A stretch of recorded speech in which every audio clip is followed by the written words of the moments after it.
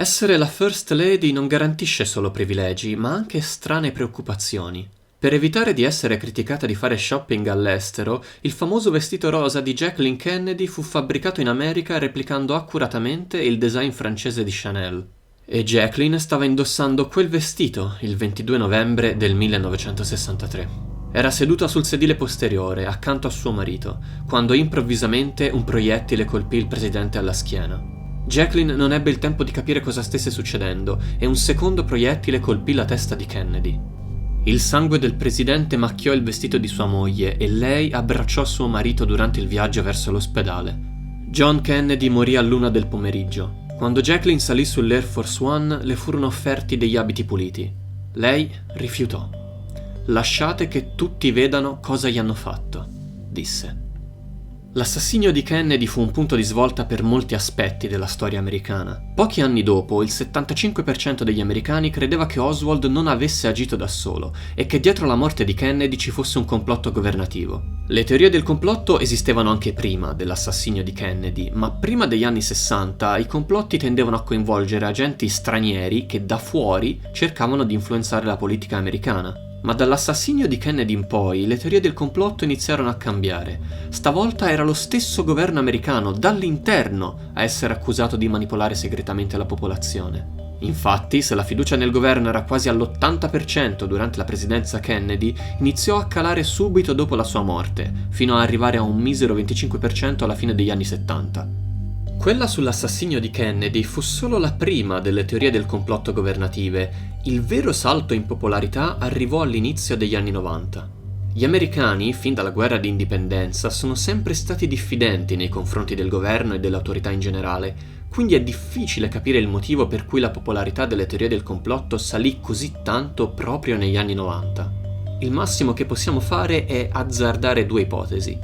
La prima è la fine della guerra fredda. Il Natale del 1991 fu l'ultimo giorno dell'Unione Sovietica e i timori degli americani si spostarono dalla minaccia del comunismo verso una minaccia molto più vicina, quella del loro stesso governo. La seconda è l'arrivo di Internet.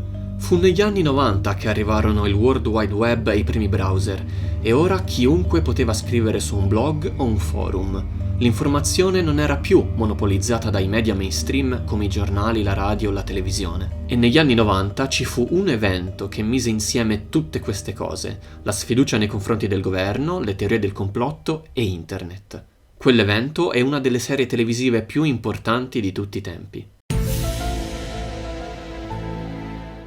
Il primo episodio di X-Files andò in onda il 10 settembre del 1993. La prima puntata, come tutta la serie, riguarda un complotto governativo che cerca di nascondere al pubblico l'esistenza degli alieni. La serie ha avuto fin da subito un discreto successo, con 12 milioni di spettatori al primo episodio fino a un picco massimo di 20 milioni durante la quinta stagione. Ma forse una testimonianza più convincente del successo di X-Files sta nel fatto che gli avvistamenti di UFO sono aumentati parecchio dall'anno in cui fu trasmesso il primo episodio, il 1993, fino al 1997, anno del picco massimo di spettatori.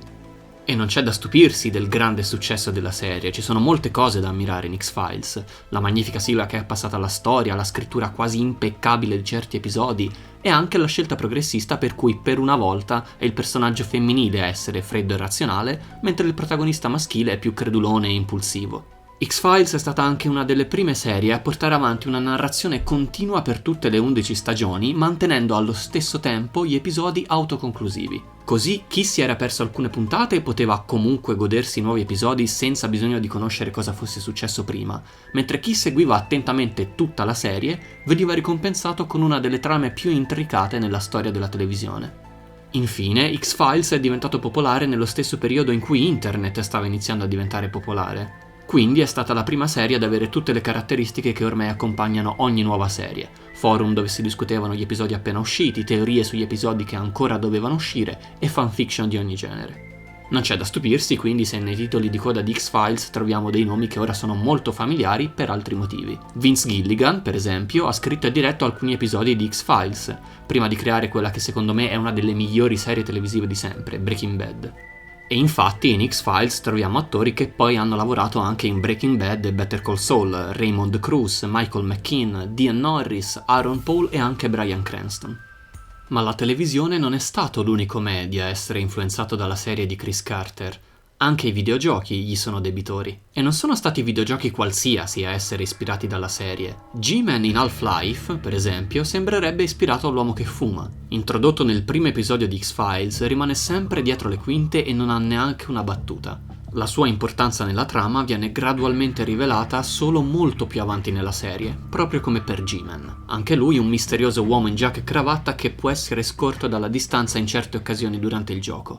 Non si sa chi sia né per chi lavori. Ma l'influenza di X-Files non si limita neanche solo ad Half-Life, e ci sono altri 2 giochi in particolare che potrebbero essere molto in debito con questa serie. Tanto per cominciare, X-Files è menzionato da Hideo Kojima nel game design document di Metal Gear Solid 2, uscito nel 2001.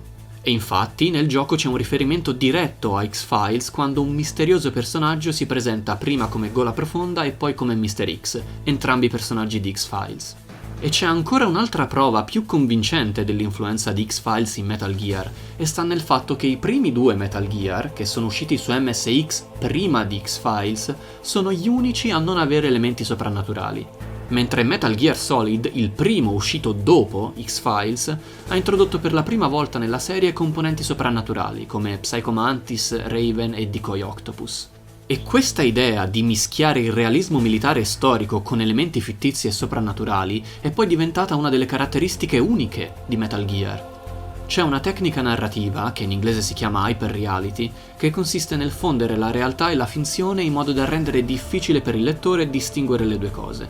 Per esempio, nei primi 10 minuti di Metal Gear Solid 3, Major Zero racconta come durante la crisi dei missili di Cuba i sovietici avessero accettato di rimuovere i missili grazie a un accordo segreto che prevedeva la restituzione da parte degli americani di Nikolai Sokolov, un personaggio russo fittizio che anni prima aveva disertato negli Stati Uniti. Questa fusione continua e ininterrotta della realtà storica con elementi di finzione va avanti per tutto il gioco, anche nei dettagli più minuscoli e irrilevanti. Un altro esempio, al giocatore viene ordinato di incontrarsi con 2 analisti dell'NSA che avevano disertato in Unione Sovietica anni prima, e un po' di ricerca su internet rivela che effettivamente questi 2 disertori sono esistiti davvero proprio in quegli anni.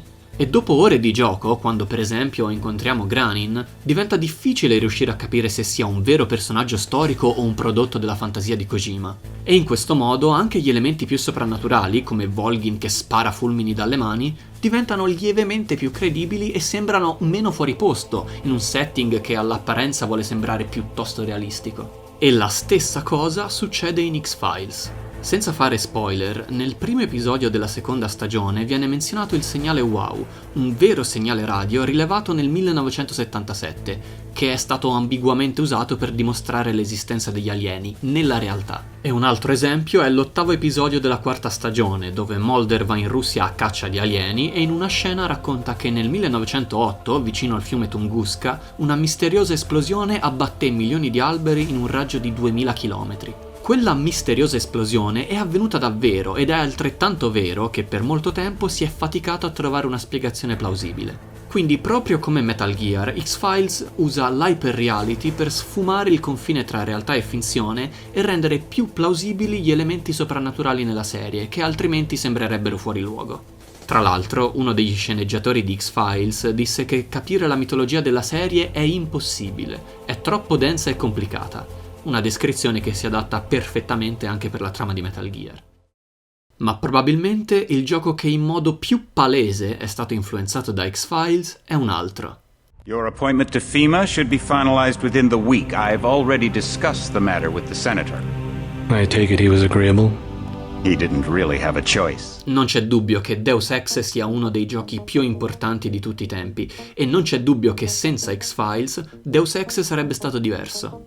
La serie è infatti nominata per ben 3 volte nel game design document di Deus Ex, e Warren Spector, autore del gioco, ha dichiarato più volte di essere stato ispirato da X-Files per l'ideazione di Deus Ex.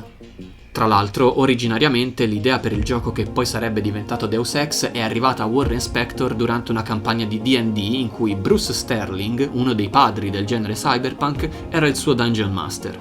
Analogamente, 2 episodi di X-Files della quinta e settima stagione sono stati scritti da William Gibson, l'autore di Neuromante, che probabilmente è il primo romanzo cyberpunk in assoluto.